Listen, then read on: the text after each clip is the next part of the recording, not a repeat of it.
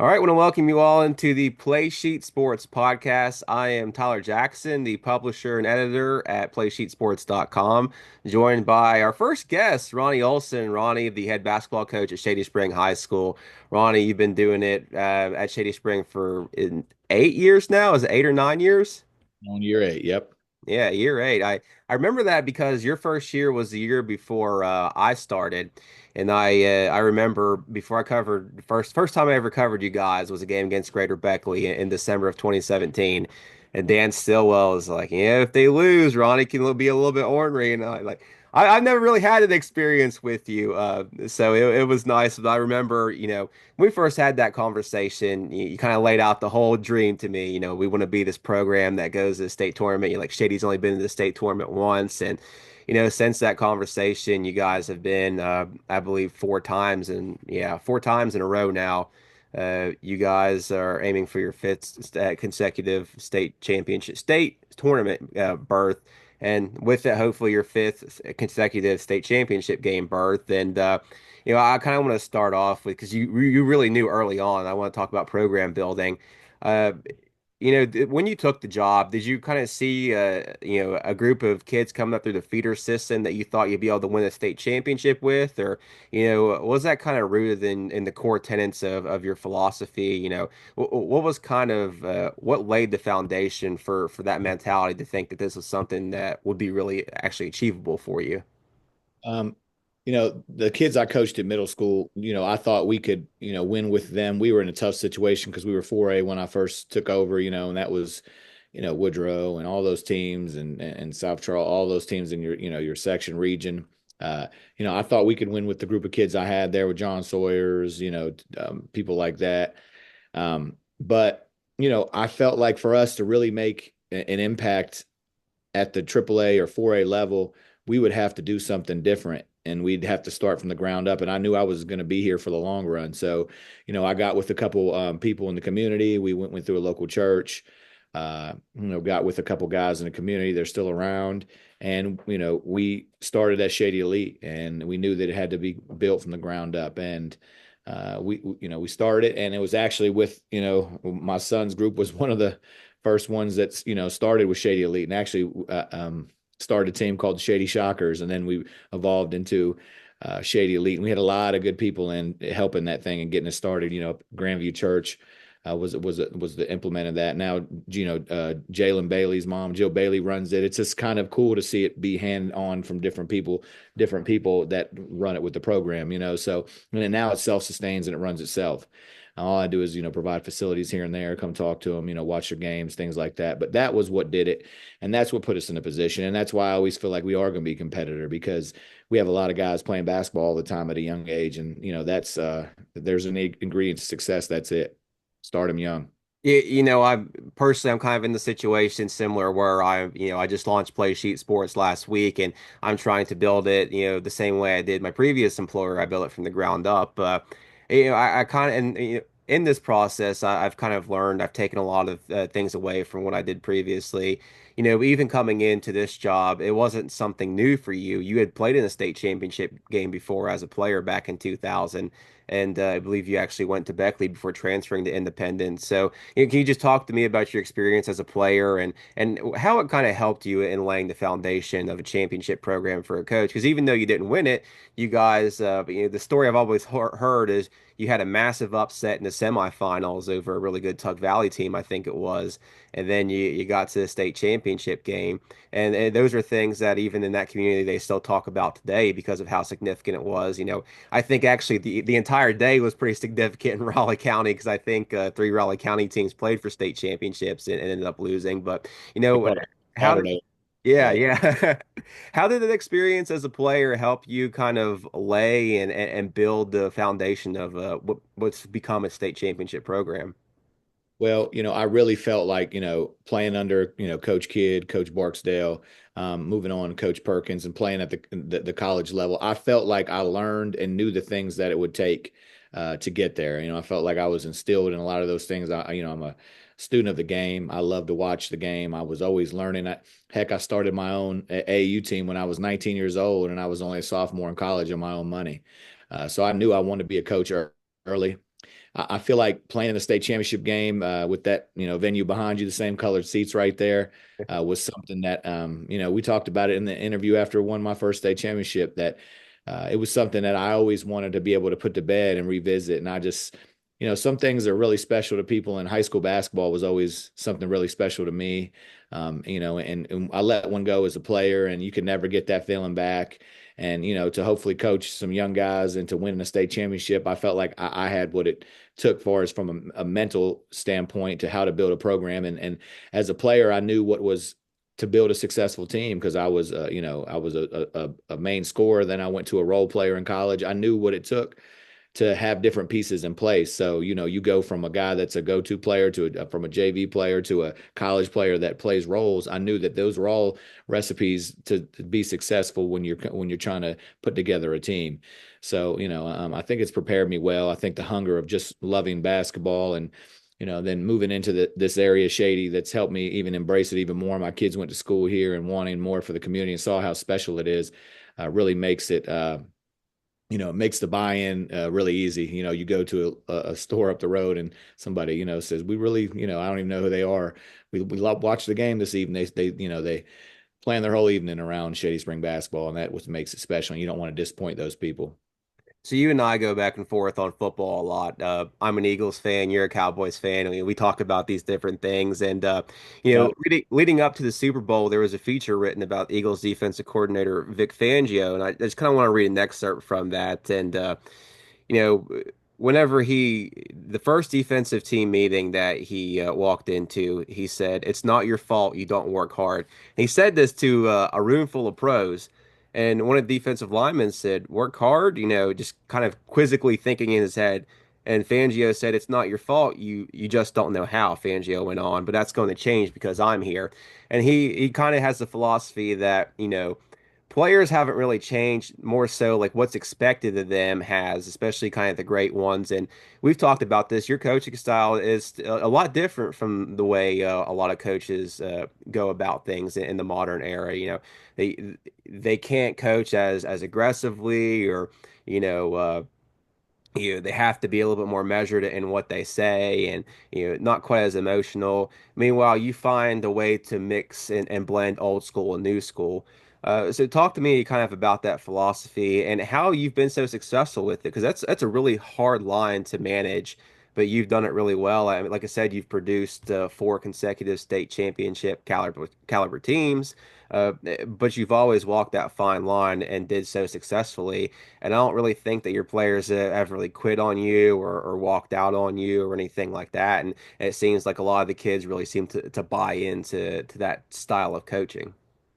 I mean, it's tough. It can be tough, and I tell the guys all the time, it is demanding, and winning isn't easy. If it was, everybody would be doing it. The old adage is, and I feel like it's just something, being able to relate to the kids, to the guys, is super important. You can't just say it's my style and you're never going to change. Different players, they take different approaches, but you all hold them to the same standard, and the same level of discipline, and the same level of attention to detail.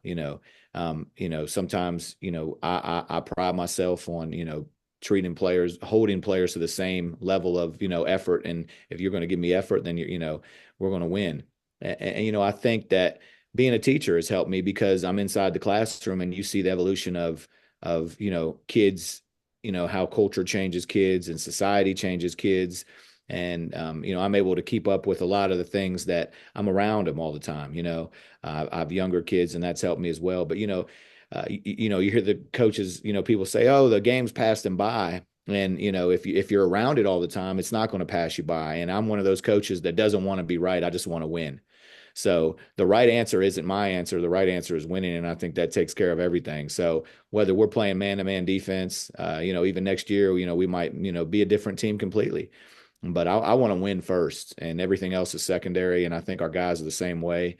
And I love my guys dearly. I mean, I still getting many text messages on Christmas Day or just a random evening, and my guys still show up to the games, and I speak to, you're going to speak to the majority of them, so I have a good relationship with all of them. I still talk to Mar and Tommy when they're playing times, and Braden and Cole. So that's important. Even guys, like Peyton Michaels, who played for me, and I have a good relationship with him. He wasn't as big as well-known player as those guys, but he's got a big job, and he told me his big job he got, when he moved to I think it was DC or something like that, and we still talk. Wish me happy birthday, and I speak to him, and he texts me. So stuff like that's important.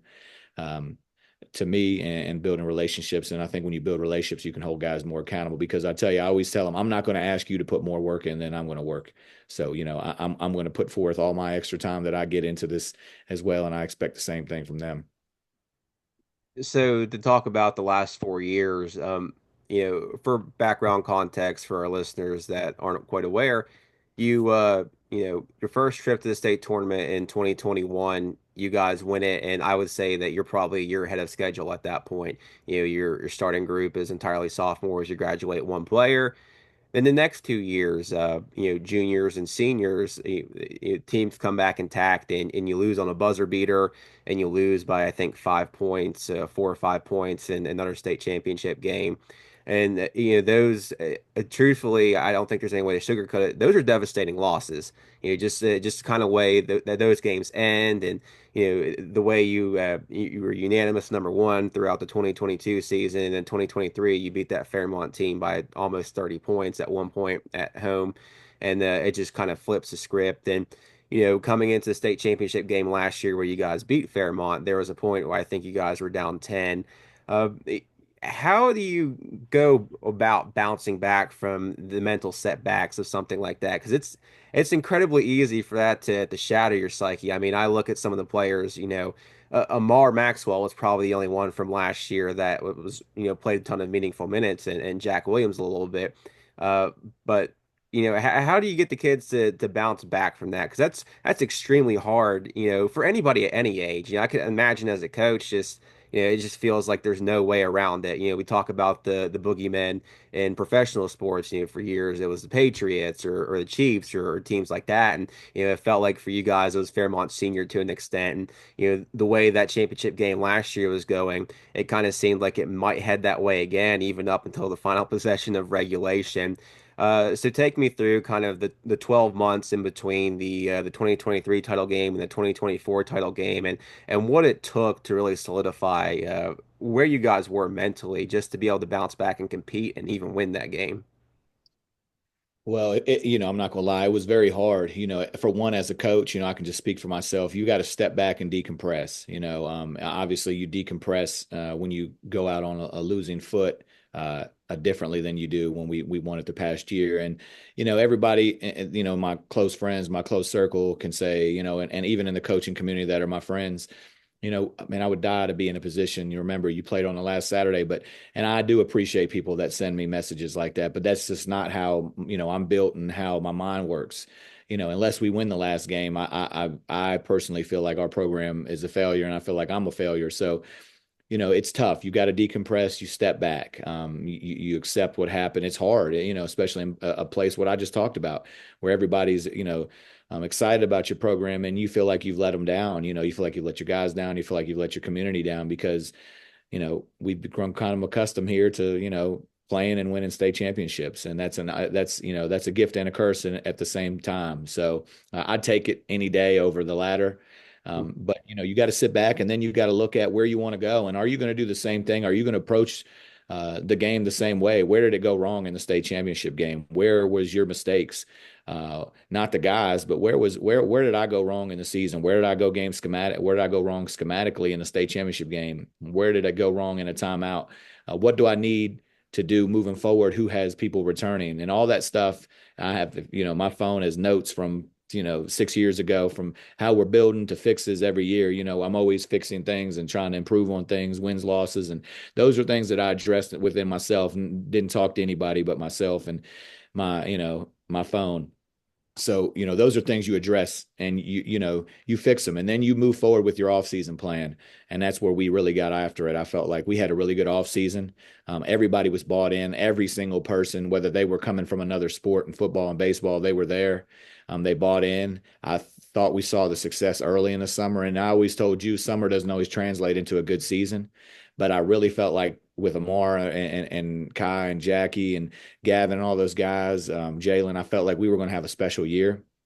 And we did. And we moved forward and we built on the same thing, some mistakes that we made in the summer. And we watched it, it was the first day I called the guys in the year we went on a buzzer beater. I called them all in before our first day of practice after tryouts was over, and we watched the buzzer beater over. I had them all in a silent room, and we watched it. And we wanted to address the elephant in the room because you can't address it without moving on. So I still felt like we had a successful year. We were just on the other end of it, and those are things I want to fix. But it's hard because you put a ton of work in and you don't want guys to feel like everything they've put in is for nothing. We could get upset and not make it down state tournament this year, but I feel like you build on the things that work and you fix the things that don't. And that's kind of where we've been at in off season. And this year, you're looking at what are you going to do to, everybody's coming at you. And I think the talent level in the AAA kind of helps you build on no letdowns because everybody knows there's really good teams. We knew last year, yeah, we could get upset. We could. Fairmont could have got upset, but we felt like if we took care of business, Fairmont did, it'd be us and Fairmont Senior in the state championship game. This year, not so much. There's probably a plethora of 6, 7 teams that could win a state title in AAA, and you're going to have to play your very best from the first round all the way to the state championship game. So I think that's helped us be focused on the ultimate goal as well. I kind of want to hit on this because it's a little bit different. And I've asked Independence head coach John H. Lilly about this in football. If you're playing on a Saturday and some other team that is projected to be really good in your classification is playing on Thursday or Friday, are you watching that or are you paying much attention to that? And the way he said it, he said no. He said because with the way everything is, it's all streamed now. We can put it on a playlist or save it for some other time. Like we don't want to necessarily waste resources on a team that we may not even play. And basketball is a little bit different. You can afford to lose a game. Obviously, nobody wants to lose a game, but losing is not as detrimental. How much of an eye do you kind of keep on everyone else or around the state throughout the season? I look specifically at the poll and the rankings, and we've got Nitro and Bridgeport and teams like that. Some that are along with you guys that are projected to probably be playing in on was it the I think you guys play Thursday this year, right? In the semifinals, AAA's Thursday. Yeah, so that's probably no single A. It's single A, right? I looked at it the other day. I can't. I know if you Okay, yeah, play. because it was double A last year. I think you guys, yeah, I think single A is supposed to be the one that does three in a row this year. So yeah, and regardless, to be in that semifinal, how much attention are you paying to those teams? Do you watch a lot of them throughout the year, especially with as easy as the access is with a lot of streaming platforms that we have available to us now? Oh yeah, I mean more so than probably my wife wants. We sometimes we don't get to watch our Dateline or Netflix or whatever because I'll put it on. And I'll tell you what's really helped me is snow days. As a teacher, I've been able to sit down and reassess our team and other teams. It's nothing like turning on. I watch every team I can watch in AAA whenever I can watch them. Because the more I know, the more prepared I feel like I can be. I know I'll break them down more detail, but I'm always watching. Every single team that can be a scenario for us to play. You want to prepare in every way you can. I don't want to be out prepped by any coach. I don't want us to get outplayed either. If we're going to get beat, I want to get beat. It's not going to be on my end either, or on my assistant coach's end. So I'm going to give you a situation or scenario. Last year, Wyoming East, when they played in the state championship game on the girls' side, they had a center. They used her as kind of like a point forward to bring Williamstown center up. And it was a 6'2" girl, and when you pull her away from the basket, that helps you get more stuff in the paint. And Wyoming East head coach Ryan Davison had mentioned he got that from Summers County because one way that Summers County tried to beat their pressure, their full court man, is they had their center bring the ball up and you're not going to get a lot of ball pressure when you have center on center. So it allowed them to get into their half court offense. Throughout your career, has there ever been anything like that in a season that you've seen an opponent use that you've been able to really apply and it's been kind of successful to your team? Oh yeah, you've got to be able to take things from people. We've had, Give me a specific. yeah, I'll tell you, I have it. We haven't put it in, but I'll never forget. I think it was Ravenswood, maybe when I was in college. They went on a game-winning out of bounds play, and I watched it, and I wrote that. I was probably in college, maybe I can't even remember. My memory's so bad, but that was a play that I have in my notebook that I watched ran, and he won a. I don't know if it was a first round or maybe it was even Polka they were playing. I can't remember who it was, but it was down there at the state tournament, and those are things that I've definitely stole. I've got one in my back pocket this year. I can't say who ran it against us, but I really liked it. And actually, Jack was like, "Hey, coach, we need to use that." And I said, "You know what? You're right. We will put that in." So I don't have an ego where I'm not going to take from other coaches. And if the best way to evolve is to keep learning and not just sit on your laurels and rest on your laurels. So I definitely want to keep stuff going because there's more offensive or out of bounds oriented coaches than I am, so if you can bring something new to the table, then you want to do it for sure. We've changed some things this year schematically in our defense. I'm not really going to go into, but we've changed things. We try to change things every year, so you got to add a little bit of spice into your stuff if you don't want to stay stagnant. So ultimately, you've got to beat our pressure and things like that. But we do stay solid on the defensive end. But we definitely take things from other people, and I'm sure people do the same thing. I remember a couple. I was like, hey, they're running our motion or whatever it is, and that's the ultimate, you know. Um, praise from your coaches when you see them take something from you. So talking about the state of the 24-25 Shady Spring Tigers, as it stands right now, you guys, I believe, are number two or number three, I think, in the coaches poll, or number two, and number one in the AP poll. Compared to when things started back in December, for where you are now, where we'll play the state championships here in probably about a month or so. What's kind of the one thing that has really impressed you or surprised you in a positive manner so far? As far as polls or the season. Just this team this season. I mean, honestly, how slow we started from where we were at. We had a lot of, young guys and injuries and sickness and things that really hampered us. And there was even a time, as much as I've coached and how much I've been there, where, man, are we going to be able to get to that point where we can make adjustments and beat the big teams that we've got to, and you know and there was times where people probably thought in the middle of the season where hey, I've heard it, Shady's not I've heard announcers say it, we've heard teams say it, they're not the same Shady as they were, and that's fine. We don't want to be the same Shady team as we were. We want to be the best version of this Shady Spring team as we can possibly be. And I'm the most thing I'm proud of in the evolution is that these guys have got so much better from the beginning of the year, and they're still not there yet. We were looking at playing tonight, and you would have probably still had almost a quarter of your season in a week and a half, which is kind of crazy the way that all the games were jumbled together. So to see where they're at from a team standpoint, because I didn't know that we were going to get there. I was talking to my coach, and I was like, man, are we going to be able to put this in? Are we going to be able to put this in? Are we going to be able to run this? And we've overcame a lot, and they bought in, and it's been tough, and even through the snow days. But to get to where we're at, and we still have a long ways to go. I've been really proud of the guys, all those guys who have part in it to adjust and learn the style of system and the different team we have this year for sure, because it's going to help us down the road. You get anxious while you're coaching in those state championship games, and the reason I ask is because I go back to the 2022, the first one that you played against Fairmont Senior. I think you guys were down seven with about 2.5 minutes to go.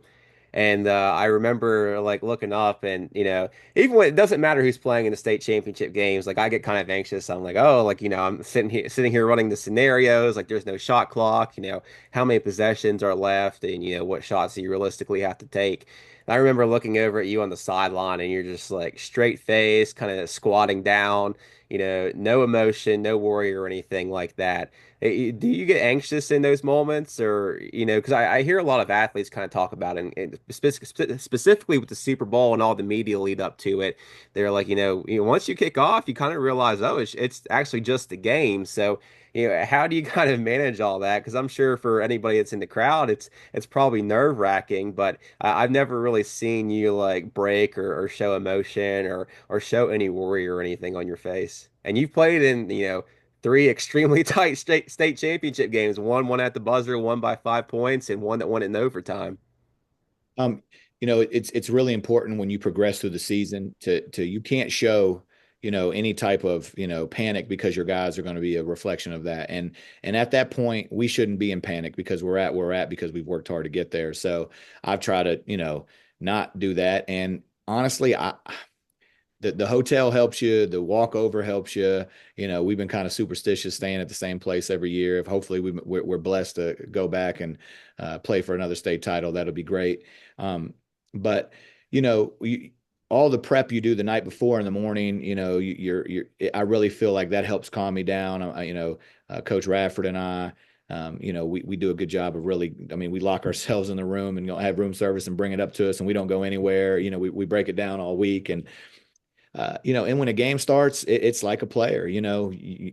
When you get dressed, I'm nervous. You're nervous. You drink water, but once the game starts, it's like you're so locked in at that point. And I don't want to be the reason that I know I have one mistake. Well, mistake. I feel like I could have maybe called a timeout after the Braden's made layup. I still kind of haunt me. That's and there'd probably be 90 coaches that would say that they wouldn't take a timeout. 90 coaches to say they would take a timeout. So other than that, you really try to lock in as a coach and really just focus on what's going on between the lines. And I feel like that's easy for me to do because that's where I find my peace at. That's where I find, that's where I'm happy at. That's nothing, some people like to work out and some people like to, you know, go to games. I love to coach, and that's where I find my peace, and that's my happy place. So it's nothing else that matters except coaching, and I love the X's and O's and the execution and what's happening next, and that's what brings me, I think, the calmness and being able to do it. Now, I know at the high school level, a lot of the resources are limited, especially during the regular season. But is there anything at halftime of the state tournament games that you do differently? I know you get access to stat sheets, and the reason I ask is because Dave Retton, the head coach at Fairmont Senior, he's always the guy. When you guys played them last week, he asked to look at my shot chart. He's always in the media room getting the stat sheets and everything like that. That's a guy that I think he consumes and he parses every bit of data that he can get and I feel like that's kind of helped make him a better coach, and he's already a pretty great coach. But when you have those sort of resources, especially at a venue like that, do things change for you? Are you able to add a little bit of more information? And I know you probably got a bit of an idea. I know your assistants, Sean Radford kind of keeps at tabs on turnovers and things like that. Does the process change any when you're up there and you have access to more information? Well, it's always nice because, we do track, Sean does track a lot of the, turnovers and things like that.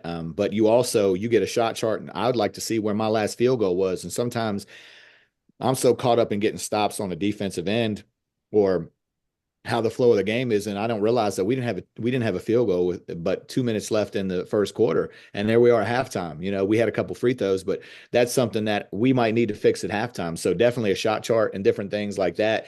It does come to help your aid. I could imagine having all the things that college. That's why sometimes I'm not saying I'm the best coach in the world, but some of these coaches, the college coaches, that make the decisions, and that's all they have to do is be a coach. I don't understand it because we have those things. I'm like, man, we didn't get a field goal with 6 minutes left in the whole game. We've got to address that and see what's going on. So yeah, that's definitely a help to you. I'm a big film guy.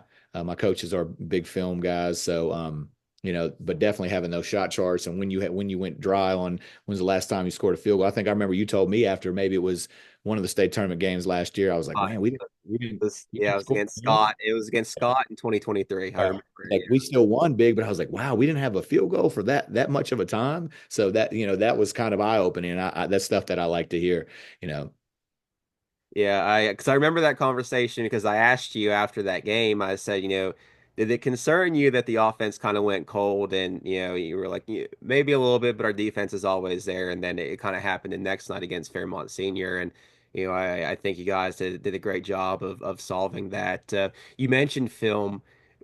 Are you able to, as much as you consume, are you kind of able to watch your kids' strengths and kind of run sets that get them to point to the floor where they succeed and spots like one kid might be better from the right wing or from the left elbow or something like that. Are you at this point with the resources you have, do you feel like you're kind of able to curate things that much or?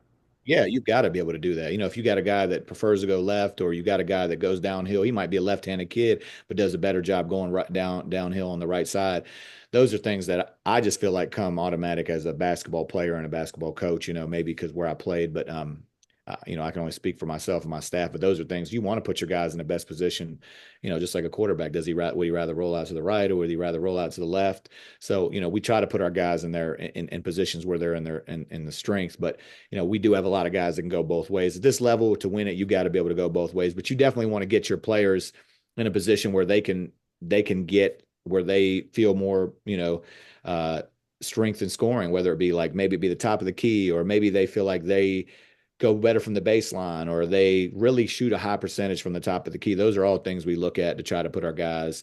And maybe it's a point in the season where one guy's really struggling and the other guy might be having a great a great stretch run there at the wing, and we want to put him there where he can get a shot or something like that. We're always trying to evolve. We don't just keep putting one guy in one position.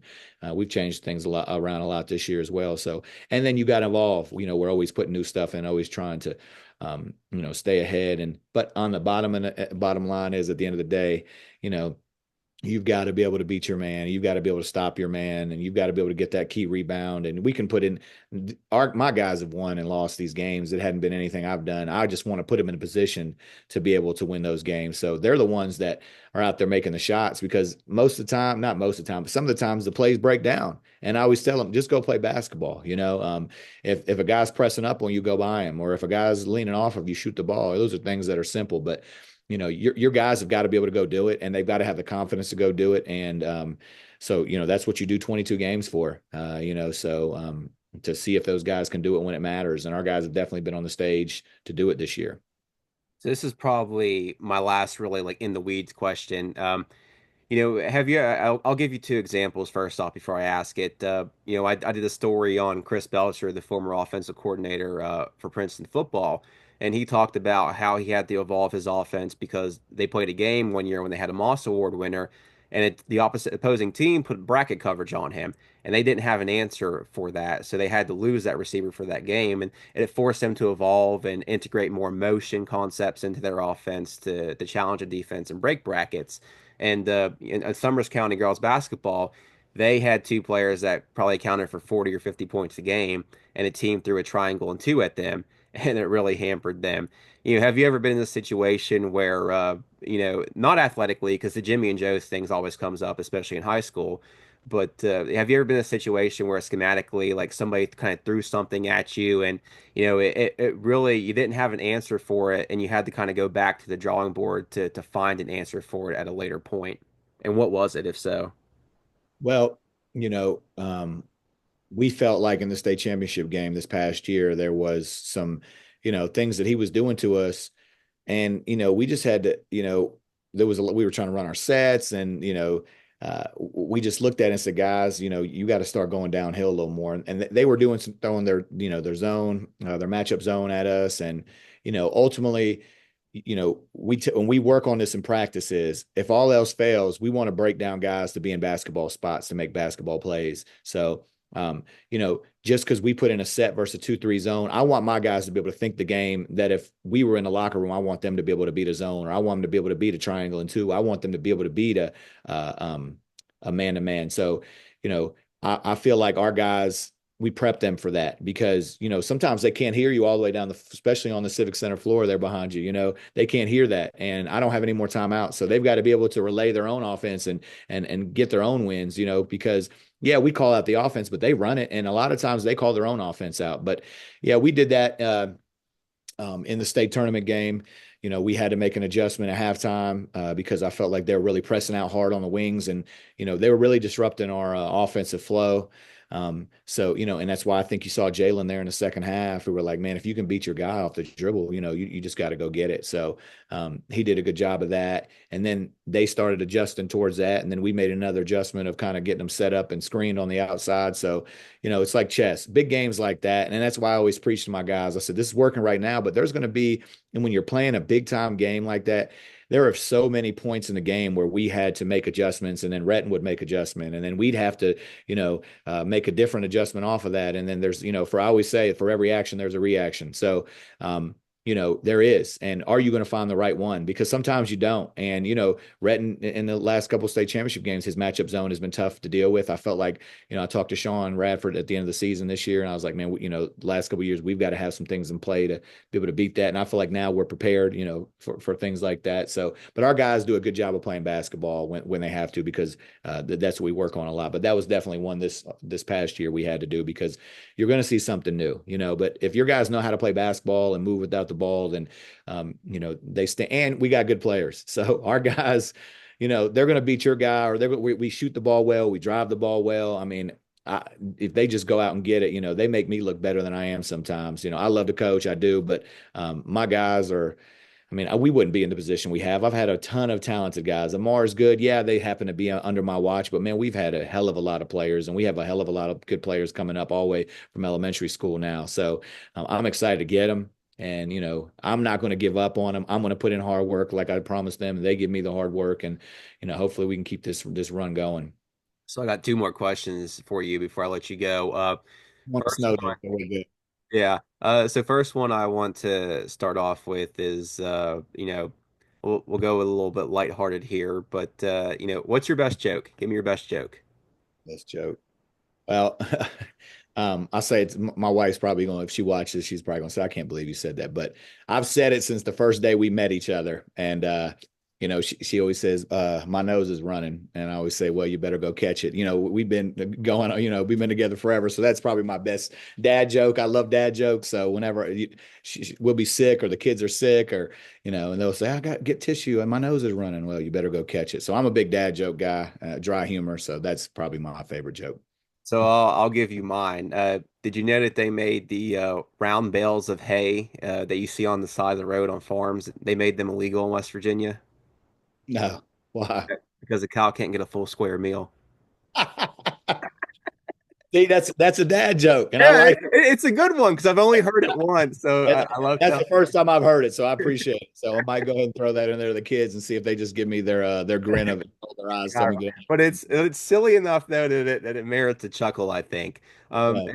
the last question I got for you, how has it kind of changed for you? You win one state championship, and we've talked about it.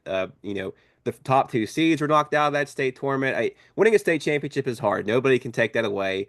But the circumstances around the 2021 title were top two seeds were knocked out. And then you get a private school that was previously a single A school, and there were people that knocked that. Not me, because like I said, you go back to your playing time.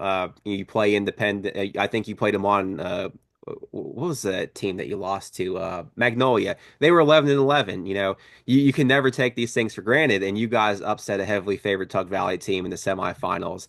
So winning a state championship is a state championship, but that second time around, you beat the team that was favored. They had won the last two. They beat you. Nobody can really take that away what the magnitude of that win meant. So how has life kind of changed for you? Because we always, as sports fans, that's kind of one of the great things that separates sports and politics. Like politics can get vehemently like, you lose friendships and things like that. But sports, it's, we can agree to disagree or we can argue about it, but nobody's worse off for it. How have things kind of changed for you since winning that second ring? What's kind of been different? I think the aura and the pride that our program has kind of garnered from around the state, and and our community, because like you said, you win one, and not saying everybody can win one because they can't. It is something special. I really felt like I could retire and be happy with winning one state title. You want more and you stay hungry, but just to be put in that you went there 4 times and you've won two, 50%. Obviously we would love to have four in a row and be a dynasty. And we talked about that the first year, we won. Um, you can look back and it sucks. And, we took some tough losses and, things I could have done. But to be for our program and to solidify how much we've been there. You don't want to be the team like the Buffalo Bills that keep going back and forth to the Super Bowl and be the team that loses. So it sticks in the back of your mind, especially last year. I felt like the only ones that thought we could win were our guys in our locker room and myself. We knew what we saw down at Fairmont, and they were a good team, but we knew that there was some things that we felt like we were even with them. We felt like who's going to make more shots, who's going to knock them down. And it was going to come down. We said it was going to come down to one or two possessions. And I put it on the board. We knew that going in. If you prepare yourself mentally to know it's going to be a battle for 4 quarters, then our guys did, and it did. And I think that just solidified where our guys and Amar and Tommy and those guys start and all that stuff to solidify where our program is. And when you go around and talk about Shady Spring basketball, I think a lot of people hold their heads up and talk about, in the same breath as we've been through it. Here we are and we're still standing. And, I don't know if we'll ever win another state title. They're hard to get. Our goal every year is to win a state title, but to know that your community and the media and your guys feel that going in, you want to win a state championship and you're going to play for it is something that you can't put a price tag on, and it's something that's really, really awesome has been created here. So that's the difference, I think, where it's really elevated our program on a whole nother level. Absolutely. Well, folks, want to thank Ronnie Olson for joining the Play Sheet Sports podcast. Our first guest of the podcast, what we hope is a very long podcast. For Ronnie, I'm the editor and publisher at Play Sheet Sports, Tyler Jackson. I want to thank you guys for tuning in. We'll see you next time.